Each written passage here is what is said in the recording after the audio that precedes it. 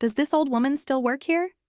The laughter that followed those words still echoes in my mind 3 weeks later.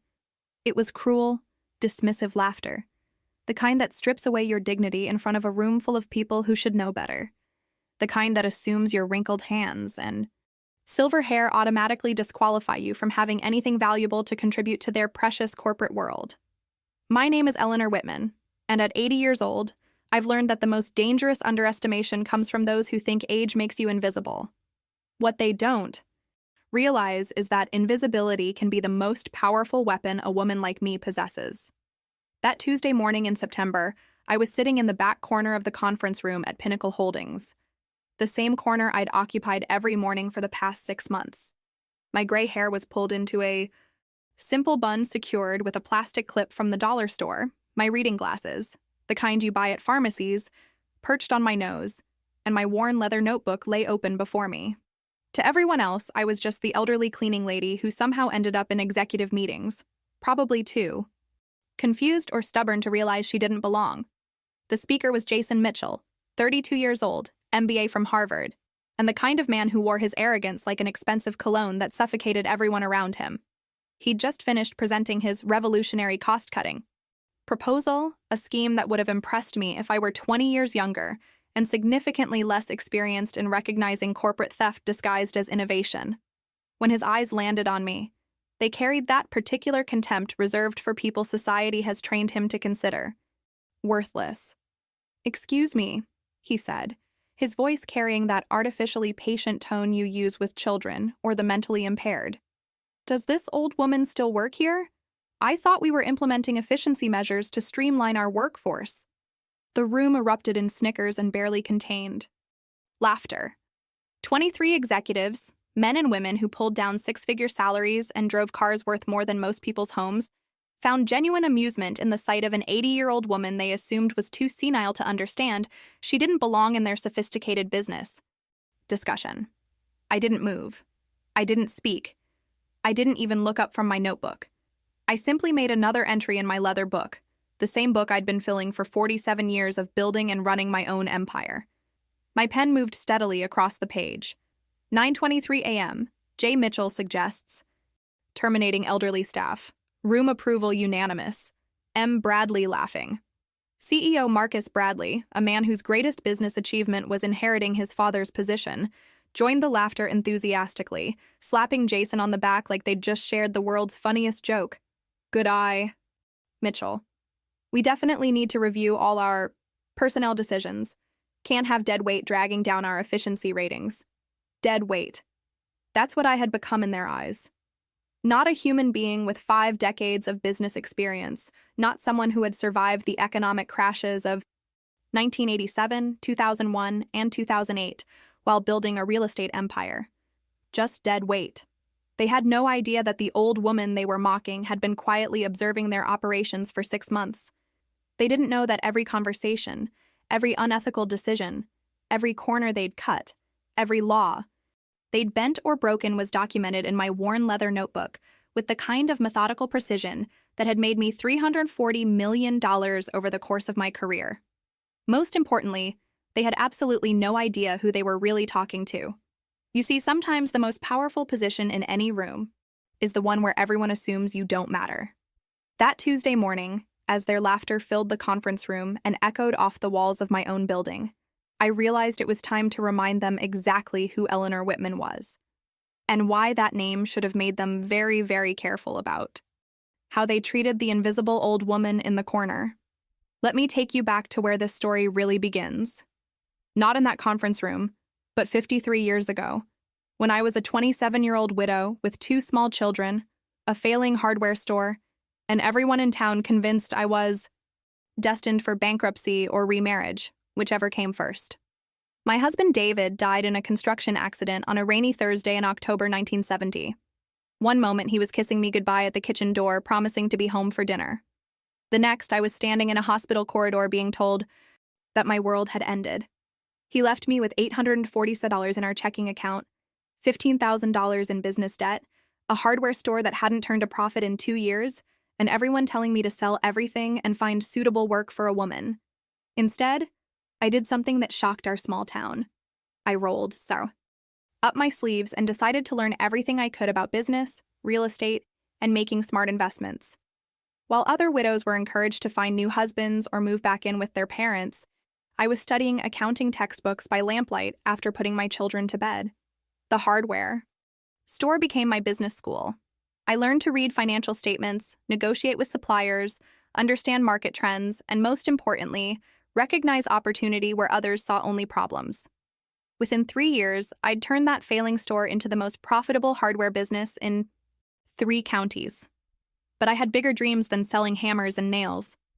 The first property I bought was a small office building downtown, purchased with money I'd saved by working 18-hour days, eating peanut butter sandwiches for dinner, and wearing the same 3 dresses to church for 2 years straight. The seller, a condescending man named Harold Brisbane, actually laughed when I showed up to sign the papers. "Little lady," he said, lighting his cigar and blowing smoke in my direction, "you sure you know what you're getting into? Real estate isn't like running a little shop.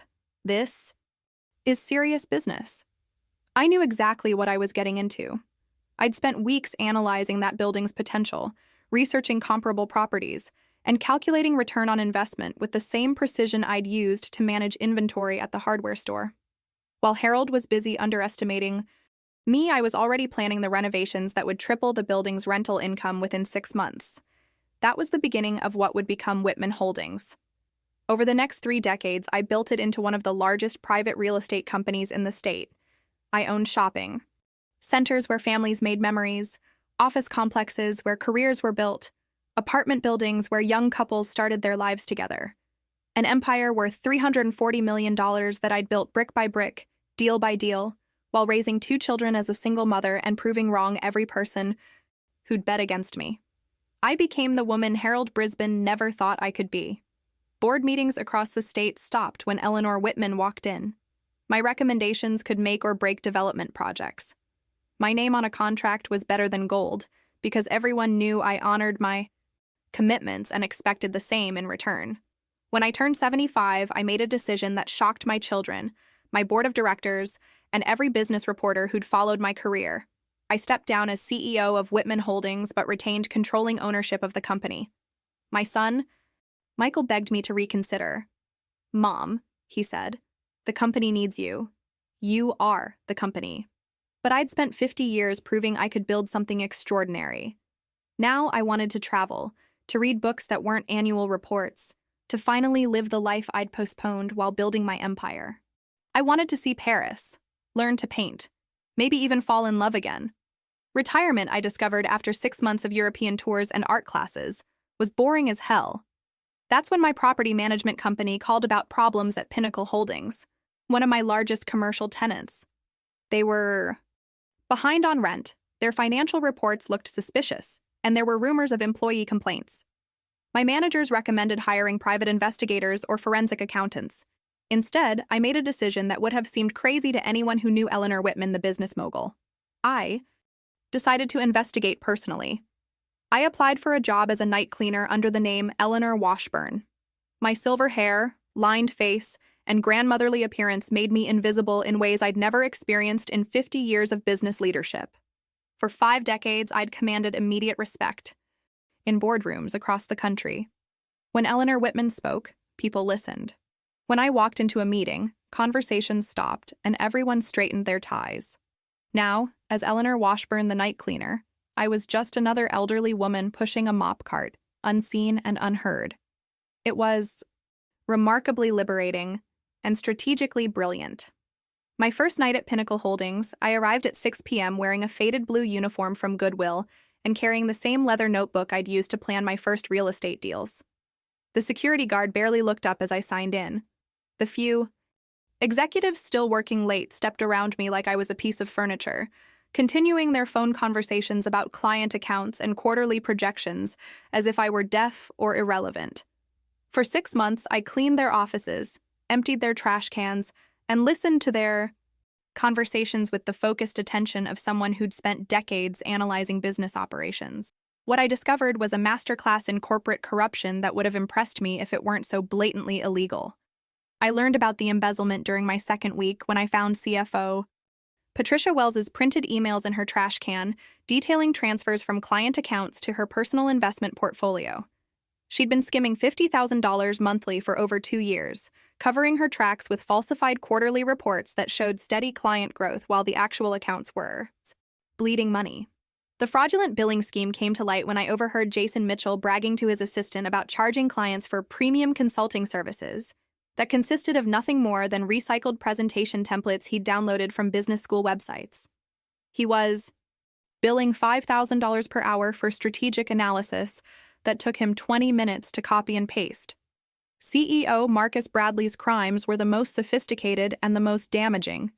He'd been creating shell companies to inflate Pinnacle's apparent value, then using those fake assets as collateral for loans he diverted to personal real estate investments.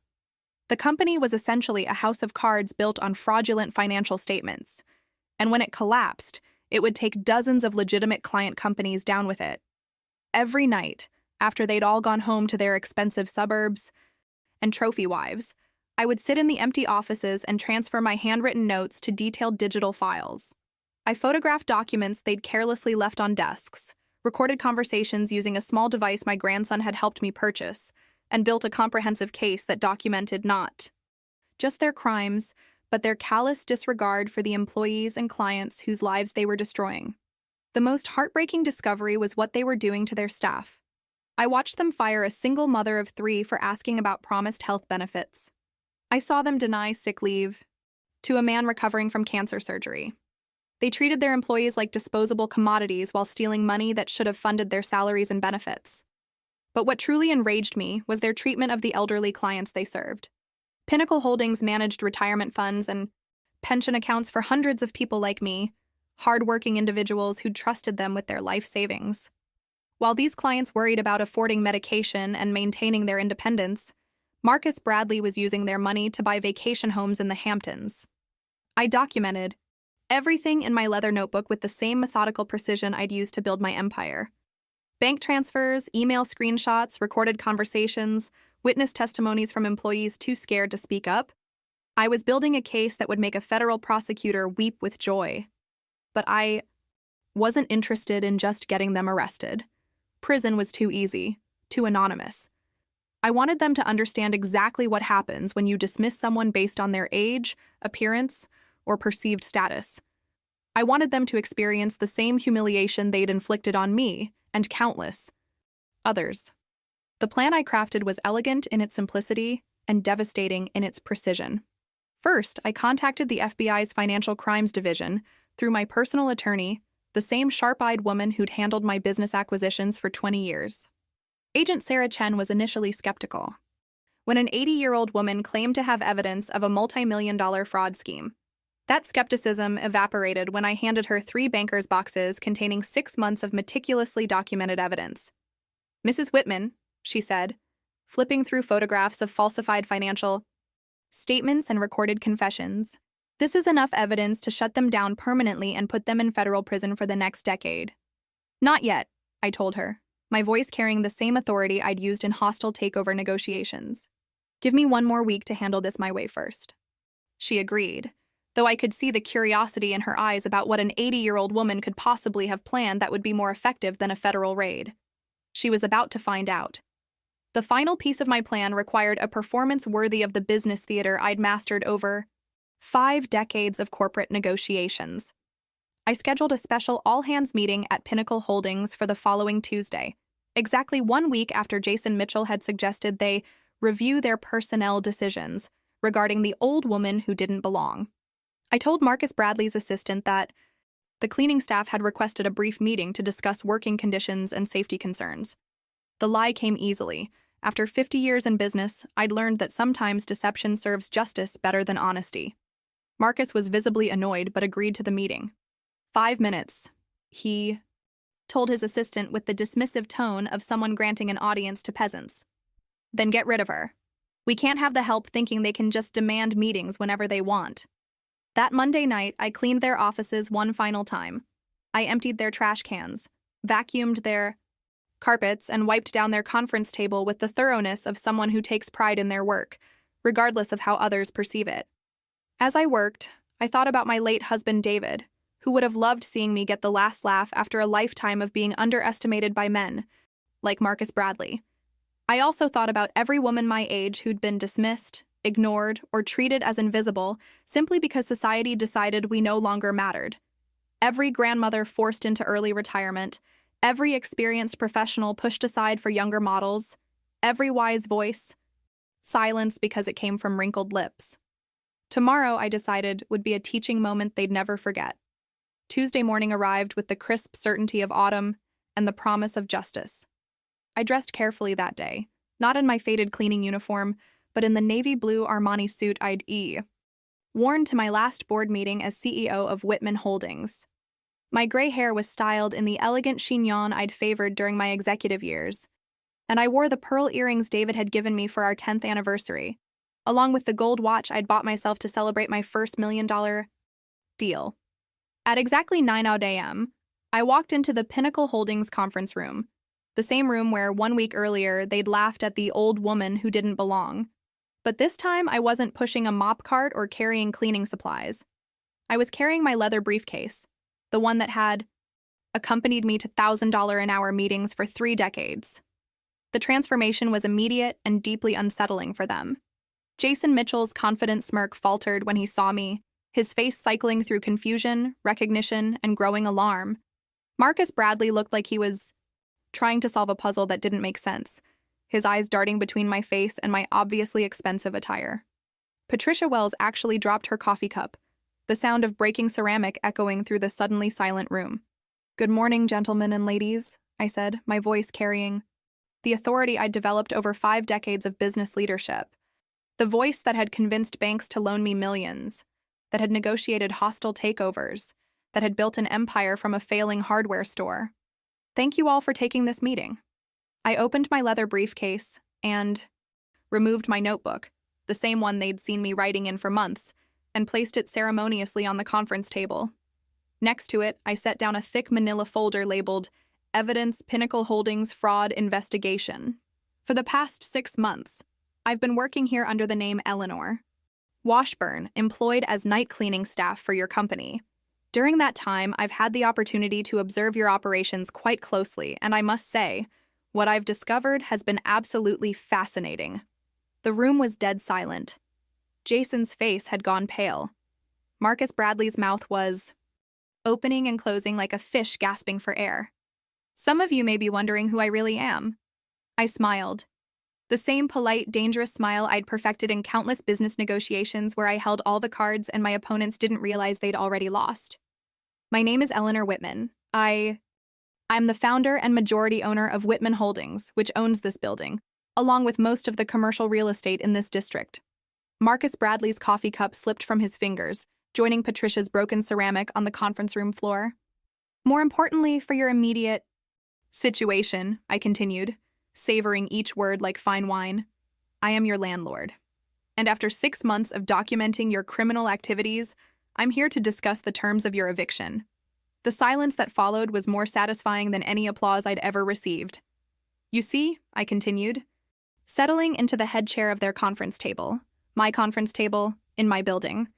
When someone asks if this old woman still works here, they should probably make sure they know who they're talking about first. Jason Mitchell had turned an interesting shade of green that clashed terribly with his expensive tie. Marcus Bradley was frantically scrolling through his phone, probably trying to Google my name to confirm what his sinking stomach was already telling him. Patricia Wells sat frozen, staring at me like I was a ghost who'd materialized to haunt her dreams. I opened my notebook.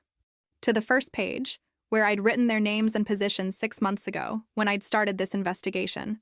Let me share with you what I've learned during my time as your invisible cleaning lady. Jason, shall we start with your consulting fraud?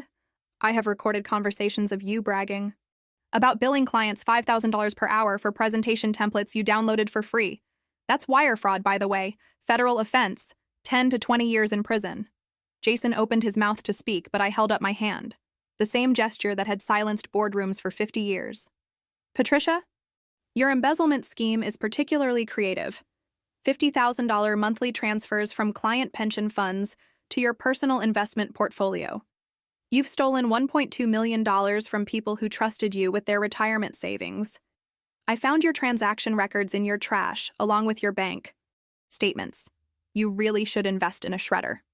Patricia's hands were shaking now. Good. They should shake when you steal from grandparents who are choosing between medication and groceries. And Marcus, I said, turning to face the CEO who'd inherited his position through nepotism rather than competence.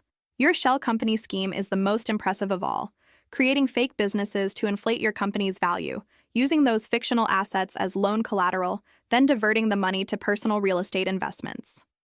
The FBI Financial Crimes Division will be particularly interested in your Cayman Islands accounts. Marcus finally found his voice. You can't prove any of this. You're just a cleaning lady. No one will believe. Believe what? I interrupted, pulling out my phone and setting it on the table.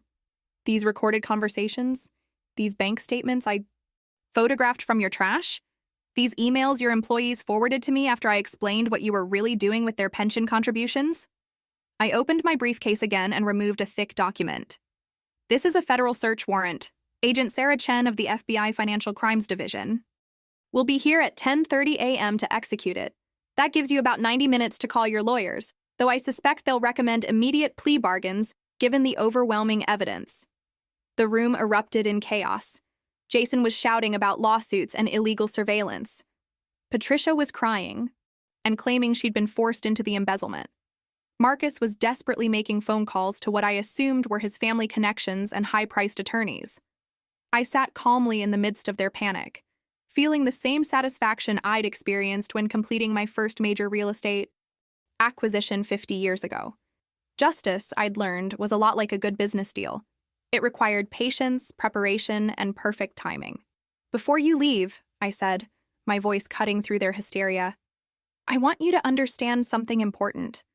You didn't just steal money from faceless corporations. You stole from real people.